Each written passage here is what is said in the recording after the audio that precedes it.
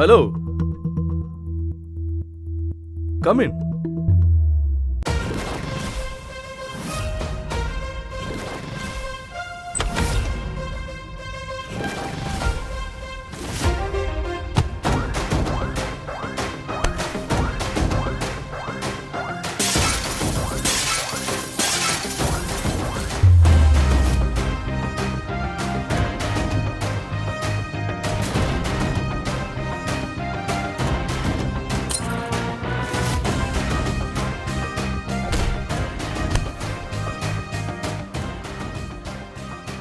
Well done தயா.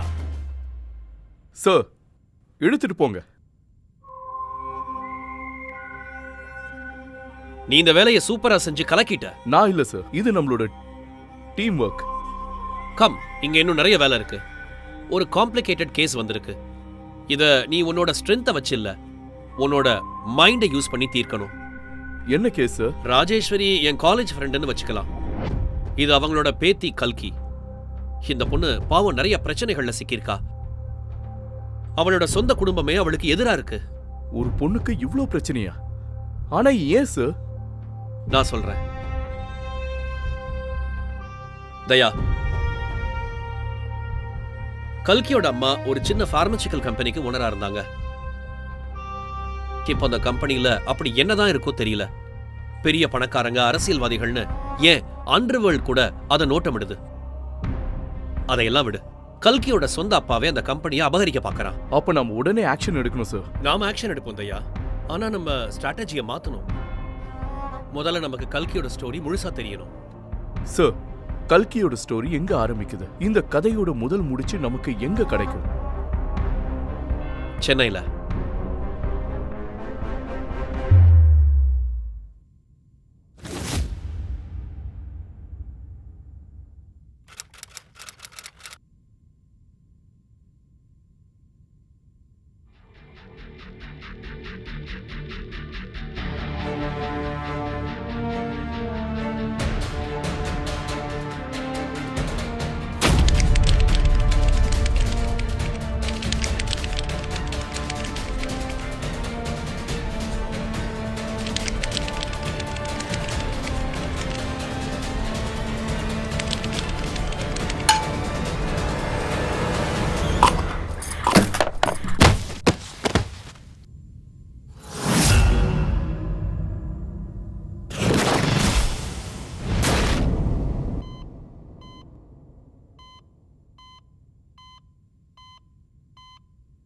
அம்மா அம்மா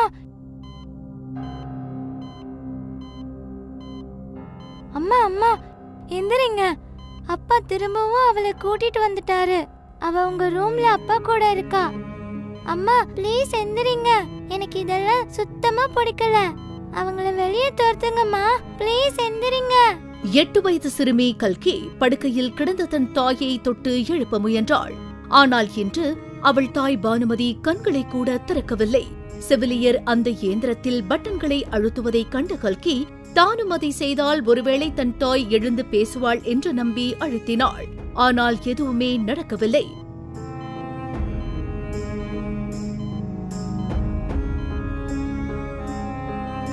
அப்போது கல்கியின் பாட்டி அறைக்குள் நுழைந்தார். அவள் அழுவதைக் கண்டு அவளை அரவணைத்துக் கொண்டார். இல்ல செல்லம், அழாத, இங்க வா. ஏன் தங்கம் அழற? அழாத, வா, அடுத்த ரூம்க்கு போகலாம். பாட்டி உனக்கு ஒரு நல்ல கதைய சொல்றேன், போலாமா? அழாத தங்கம்.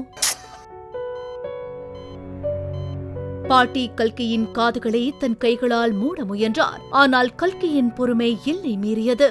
போகாத, அங்க போகக்கூடாது, வேண்டாம் வேண்டாம். கல்கி வேகமாக மாடியில் உள்ள அறைக்கு ஓடினாள். ஆனால் அங்கிருந்த காட்சி அவளை அதிர்ச்சியில் ஆழ்த்தியது.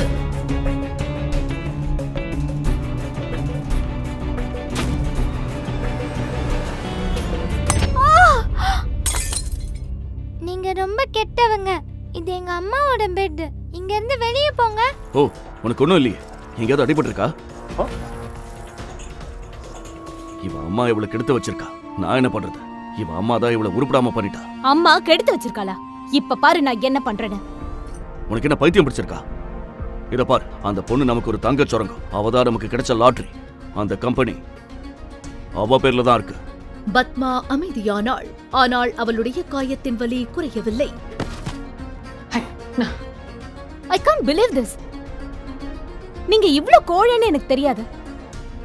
எனக்காக கூட பேச தெரியாத ஒருத்தரை என்னால கல்யாணம் பண்ணிக்க முடியாது. இவ்வாறு கூறி பத்மாவதி ராஜசேகரின் தைரியத்தை கேலி செய்தாள்.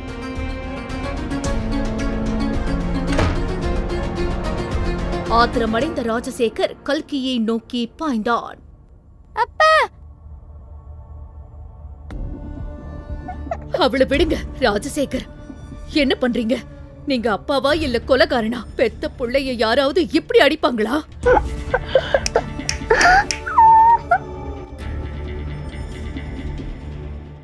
இல்ல செல்லம், அடாத.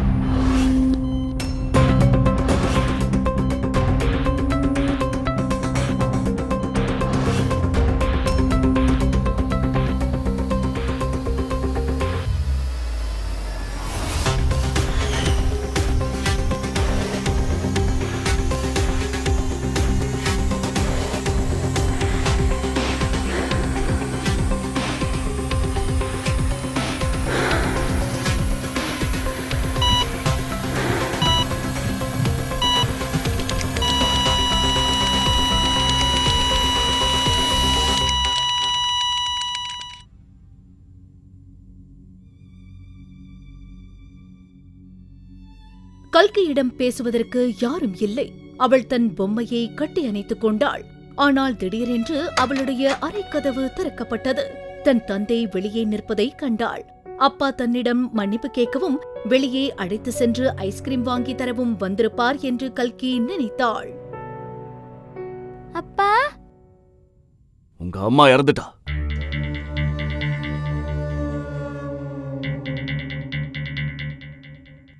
உங்க அம்மா கடவுள்கிட்ட போயிட்டா.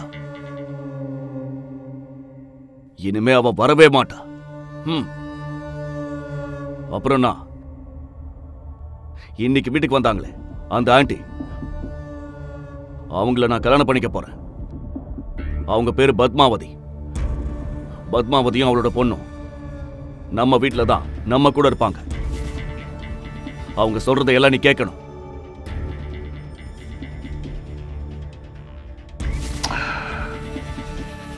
இப்போதைக்கு உன்னை ரோட்ல தூக்கி போட முடியாது. உனக்கு கல்யாணம் ஆகிற வரைக்கும் நான் உன்னை பார்த்துப்பேன். அதுக்கப்புறம் உன்னை என்ன பண்ணணுங்கிறத உன் புருஷன் பார்த்துப்பான்.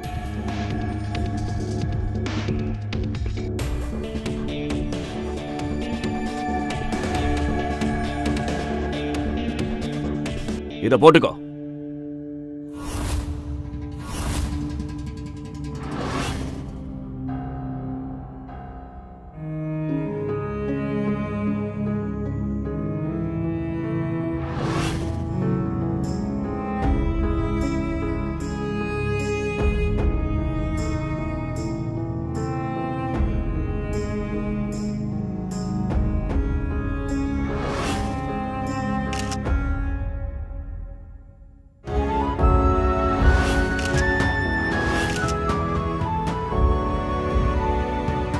தாயின் மரணம் பெரிய துயரமா அல்லது தந்தை மற்றும் சித்தி குடுமைகளுக்கிடையே உயிர் வாழ்வது பெரிய துயரமா என்று கல்கியால் புரிந்து கொள்ளவே முடியவில்லை.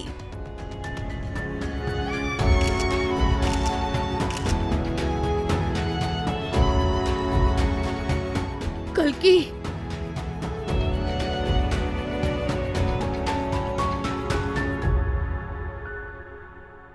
அம்மா,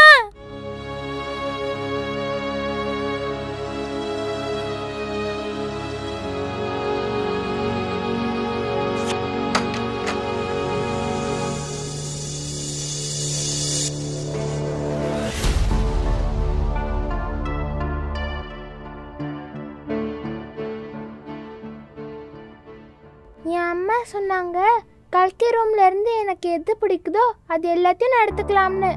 ஆமா, நீ யாரு? நான் தான் சந்தியா, உன்னோட ஸ்டெப் சிஸ்டர். ஓ நோ, தங்கச்சின்னு சொல்லிடாத.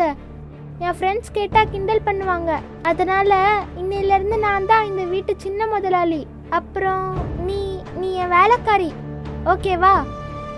இப்போ என்னோட ஃபர்ஸ்ட் ஆர்டர் செய். இந்த பாக்ஸ் ஓபன் பண்ணு, உனக்கு ஒரு சர்ப்ரைஸ் இருக்கு.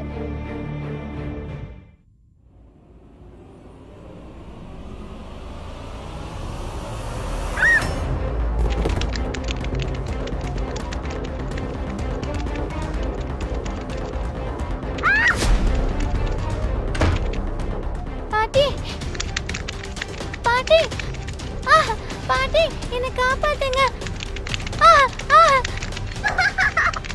பாட்டி, பாட்டி, என்னை காப்பாத்துங்க. கல்கி, உனக்கு ஒண்ணும் இல்லையே செல்லம். பாட்டி, பாட்டி. அப்போது கல்கியின் பாட்டி வருவதைக் கண்ட சந்தியா அங்கிருந்து வேகமாக ஓடினாள். கல்கி! பாட்டி, பாட்டி. பாட்டி கதவை திறந்தபோது கல்கி ஒரு மூலையில் அமர்ந்திருந்தாள். அவளை சுற்றி நிறைய தேள்கள் இருந்தன. கல்கி! கல்கி! பாட்டி, பாட்டி, பாட்டி, என்னை காப்பாத்துங்க. இங்க வாடா, என்கிட்ட வா.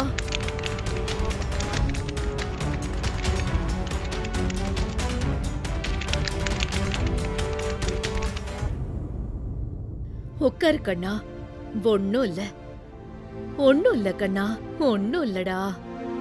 எல்லாத்தையும் நான் துரத்திட்டேன், பாத்தியா? பாட்டி, இந்த வீடு இப்போ நல்லாவே இல்ல. இங்க கெட்டவங்க இருக்காங்க. நான் இப்பவே எங்க அம்மா கிட்ட போக போறேன். இல்லடா, அப்படி பேசாத செல்லம். அது தப்பான விஷயம், ரொம்ப தப்பு. உனக்கு தெரியுமா, நீ வளர்ந்ததும் ரொம்ப தைரியமானவளா ஆயிடுவ. அப்போ உனக்கு சந்தியாலாம் ஒண்ணுமே இல்ல. இந்த தேளால கூட உன்னை ஒண்ணும் பண்ண முடியாது. ரொம்ப தைரியமான பொண்ணு.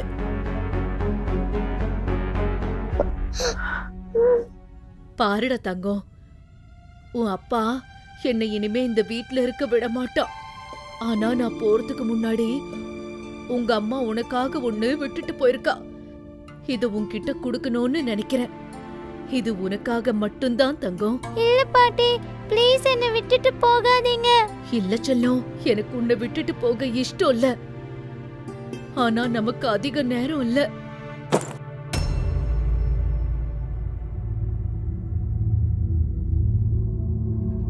நீங்க எங்களுக்கு செஞ்ச சேவை போதும்.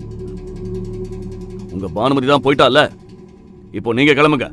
கண்ணா, இந்த நிலைமையில இவளை விட்டுட்டு நான் எப்படி போவேன்? அவ அப்பா இன்னும் உயிரோட தான் இருக்கான். அவளை பத்தி நீங்க கவலைப்பட வேண்டாம். பிரபா, எங்களோட திங்ஸ் எல்லாம் எடுத்துட்டு போ. ப்ளீஸ் பாட்டி, பாட்டி. கிளம்புங்க ப்ளீஸ், சீக்கிரம்.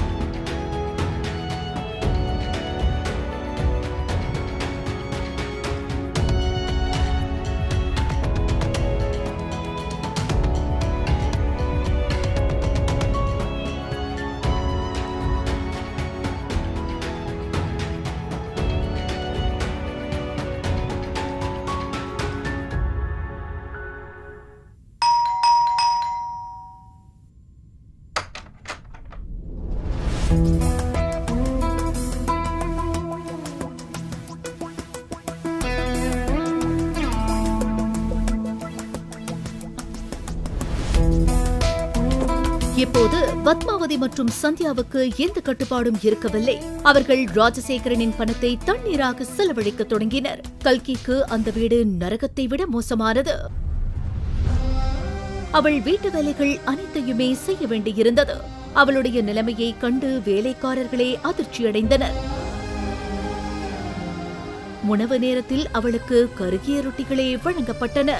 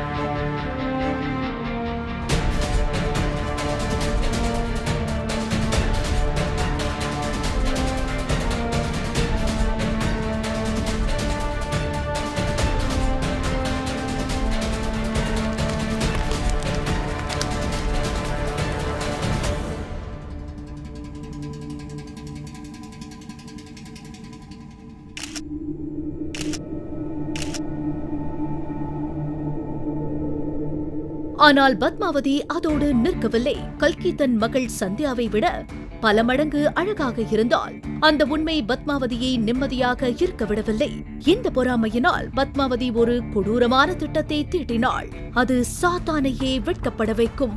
கல்கிக்கு உணவுக்கு பின் மாத்திரைகள் கொடுக்கப்படத் தொடங்கின. சில நேரங்களில் சிகப்பு, மஞ்சள், பச்சை அல்லது நீல நிற மாத்திரைகள். அவளுக்கென்று அதிக எண்ணெய் ஊற்றி சமைக்கப்பட்ட தனி உணவு தயார் செய்யப்பட்டது.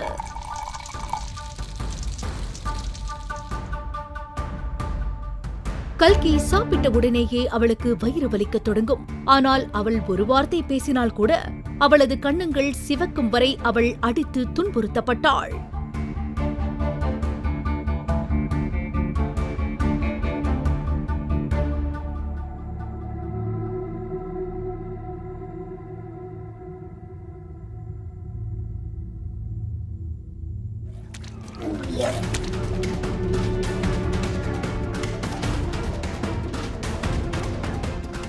என்னானது கல்கிக்கு? பானுமதியை கொன்றது யார்? இன்னும் எத்தனை வலிகளை இந்த பிஞ்சு குழந்தை தாங்கிக் கொள்ளும்? இந்த அரக்கியிடமிருந்து கல்கியை காப்பாற்றப் போவது யார்? பெற்ற மகளுக்கு நடக்கும் அநியாயத்தை தந்தை கண்டுகொள்ளாமல் இருப்பது ஏன்? பத்மாவதி கொடுத்த மாத்திரைகளால் கல்கியின் உயிருக்கு ஏதேனும் ஆபத்து வருமா?